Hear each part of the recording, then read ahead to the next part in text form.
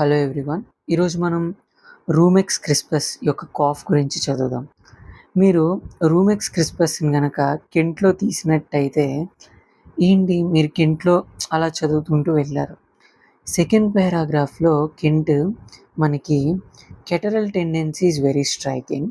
They have copious mucosal discharges. I have seen it. Copious from the nose, so copious from the trachea, copious from in the respiratory tract అని చెప్పి ఒక పారా అంతా ఇచ్చి ఎండింగ్‌లో మనకి it also has marked dryness of larynx and trachea with hard dry spasmodic cough అని చెప్పి ఇచ్చారనమాట. యాక్చువల్లీ ఫస్ట్‌లో ఇది చూసాక నేను కన్ఫ్యూజ్ అయ్యా. అంటే ఓకే.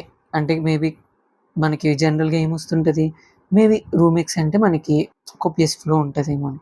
కానీ ఇక్కడే మనం ఎక్కువ బుక్స్ చదవడం వల్ల వచ్చే బెనిఫిట్ వస్తది మనకి. ఇప్పుడు మీరు ఈ కెంట్ బుక్ కాకుండా ఇప్పుడు రిమైనింగ్ ఏ బుక్ అయినా చదవండి. అలెన్ స్కిన్నర్ చదవండి, బోరిక్ చదవండి, నాష్ చదవండి, లేదా హెర్రింగ్ చదవండి. అసలు హెర్రింగ్‌లో అయితే వాల్యూమ్స్‌లో మనకి ఫస్ట్ గ్రేడ్ సింప్టమ్స్ చూడండి. Dry incessant cough, dry hacking incident. Actual అసలు డ్రైనెస్ తప్ప అసలు ఎక్స్‌పెక్టేషన్ గురించి మీకు ఎక్కడ మెన్షన్ కూడా చేయరు. ఫస్ట్, సెకండ్ గ్రేడ్ సింప్టమ్స్‌లోని ఎక్కువ. ఎందుకంటే మనకిది ఇంకా ఎన్ఎం చౌదరిలో కూడా సేమ్ ఇంతే డ్రైనెస్ ఇస్తారు. సో ఇలాగా మనం మల్టిపుల్ బుక్స్ చదివినప్పుడు ఒక రెమెడీకి మనం 360 డిగ్రీస్ నాలెడ్జ్ అనేది వస్తది. సో ఈ డ్రైనెస్ అనేది రూమెక్స్‌లో చాలా ఇంపార్టెంట్. జనరల్‌గా యాక్చువల్లీ మీరు బిగినర్ అయితే తప్ప మీకు ఆల్రెడీ ఇది ఐడియా ఉండుంటది. సో ఈ డ్రైనెస్ అనేది చాలా ఇంపార్టెంట్. ఈ డ్రైనెస్ గురించి మనం డిస్కస్ చేసుకుందాం. సో ఇప్పుడు కెంట్ గారు బిగినింగ్‌లో మనకి కెటరల్ టెండెన్సీ వెరీ స్ట్రైకింగ్ అని ఇచ్చి ఆల్సో హ్యాస్ మార్క్డ్ డ్రైనెస్ అని ఇచ్చారు.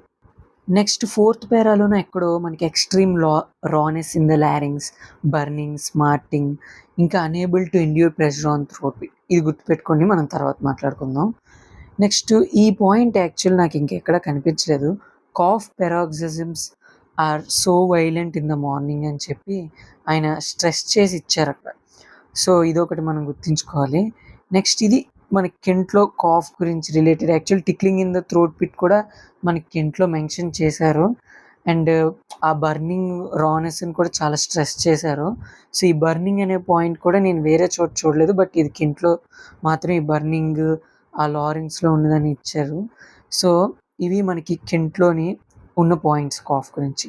నెక్స్ట్ మనం ఎలెన్స్, బోరిక్ వీటిలోనూ కూడా ఒకసారి హెర్రింగ్, ఎన్ఎం చౌదరి ఈ బుక్స్‌లోనూ కూడా కాఫ్ గురించి రూమెక్స్‌లో ఏమేమి ఇచ్చారనేది చూద్దాం.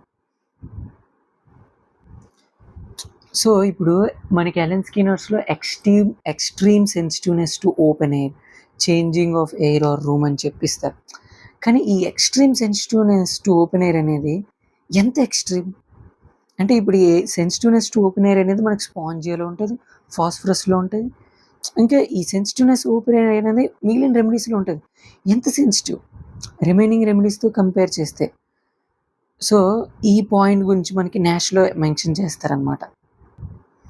సో ఇక్కడ చూడండి, ఇక్కడ the patient must cover up the head in order to protect this mucous membranes from contact with air which immediately excites cough.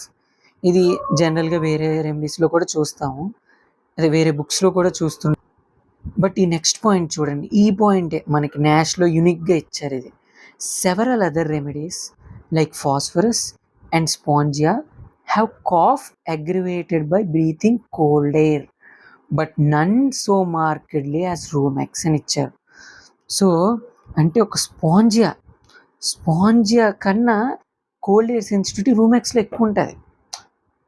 Actually స్పాంజియా కూడా మనకి డ్రై కాఫ్ రెమెడీ, రూమెక్స్ కూడా డ్రై కాఫ్ రెమెడీ.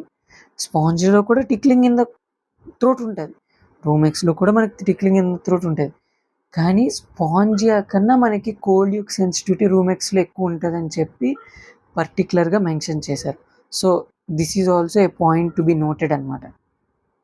యాక్చువల్లీ ఈ dry cough changing from air room అనేది ఎందుకనేది మనకి actual NM చౌదరిలో ఒక మంచి explanation ఇస్తారు, అదొకటి చూద్దాము.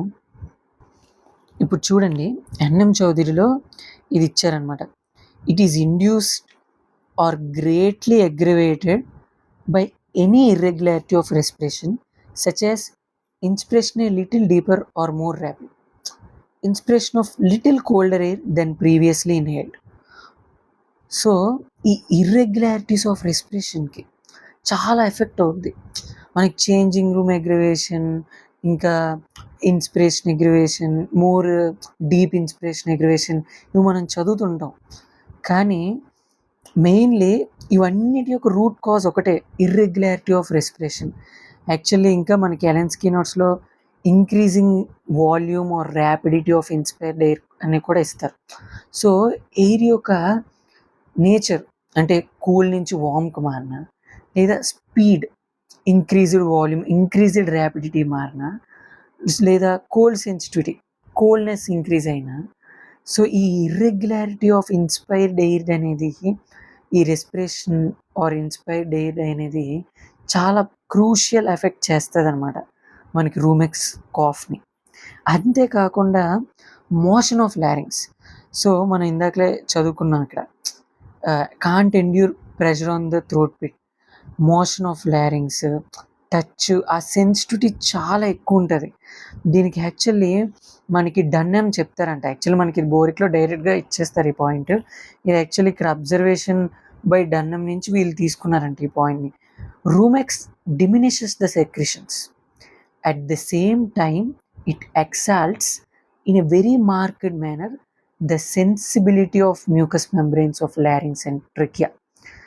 సో ఆ సెన్సిటివిటీ అనేది పెరిగిపోతుంది, ప్రెషర్ని తట్టుకోలేరు.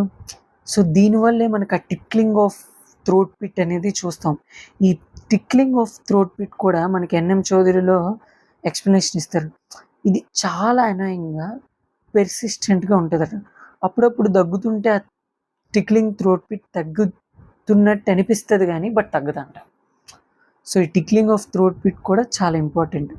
యాక్చువల్లీ మళ్ళీ cough especial at 2 AM aggravation కూడా ఇచ్చారు మనకి. అదే కెంట్లో అయితే paroxysms violent in the morning అని చెప్పి ఇచ్చారు. ఇగోండి ఇది ఇందాక కూడా మనం చదువుకున్నాం. Covers the head with bed clothes to make warm, slightest inhalation of cold air. మనకి స్పాంజ్ ఫాస్ఫరస్ కన్నా ఎక్కువ ఇంపార్టెంట్ ఇది. చూసారా ఇక్కడ dry cough with little are no expectation అని ఇచ్చారు. అంటే అసలు ఎక్స్పెక్టేషనే ఉండదంట. యాక్చువల్లీ ఇది హెర్రింగ్లో కూడా మనకి మెన్షన్ చేశారు. ఎంతైనా అన్నిటికీ రూట్ సోర్స్ హెర్రింగే కదా. హెర్రింగ్ ఐడింగ్ సిమ్టమ్స్ మెటీరియల్ మనకి ప్యూర్ అయ్యాయి కదా. సో చూడండి హెర్రింగ్ వాల్యూమ్లో dry incessant fatiguing cough, tickling of throat pit and ఆ సోర్నెస్ రానెస్ మనకి ఇంట్లో చెప్పిన దాని గురించి ఇక్కడ కూడా చెప్పారు. And cough from changing rooms. Actually ఇది ఒకటి చాలా ఇంపార్టెంట్, మనకి ఎలెన్స్లో కూడా ఇస్తారు ఇది. Even after lying down or night time aggravation కూడా దీంట్లో చాలా ప్రామినెంట్గా ఉంటుంది కాఫ్. నెక్స్ట్ ఇగోండి touching or pressure on throat pit, slightest inhalation of cold air. So ఇవన్నీ చూడండి ఈ సిమ్టమ్స్ మనకి ఎలెన్స్కీ నోట్స్లో కానీ జస్ట్ మనకి సిమ్టమ్స్ చదువుతున్నట్టు ఉంటుంది. కానీ ఎప్పుడైతే మనం డిఫరెంట్ బుక్స్ చదివామో వాటికి ఒక సోల్ వస్తుంది, ఆ సిమ్టమ్కి ఒక ప్రాణం వస్తుంది. చూడండి ఇప్పుడు ఆ slightest inhalation of cold air sponge of phosphorus కన్నా ఇంపార్టెంట్ అని చెప్పి మనకి ఈ నాష్లో ఇచ్చింది చూడకపోతే అసలు ఆ సిమ్టమ్ మిగిలిన రెమెడీస్ కన్నా ఎంత ఇంపార్టెంట్ అని చెప్పి మనకు అర్థం కాదు. సో ఎప్పుడు మనకి 360 degrees నాలెడ్జ్ అనేది వస్తుంది అనమాట ఎప్పుడైతే మనం అన్ని బుక్స్ చదువుతాము. సో ఇది మనకి రూమెక్స్ కాఫ్ అనమాట. సో ఇంకెక్కడ చూసినా ఇవే సిమ్టమ్స్ని తిప్పిస్తారు కానీ సో రూమెక్స్ కాఫ్ అంటే ఇవి సరిపోతాయి అన్నమాట.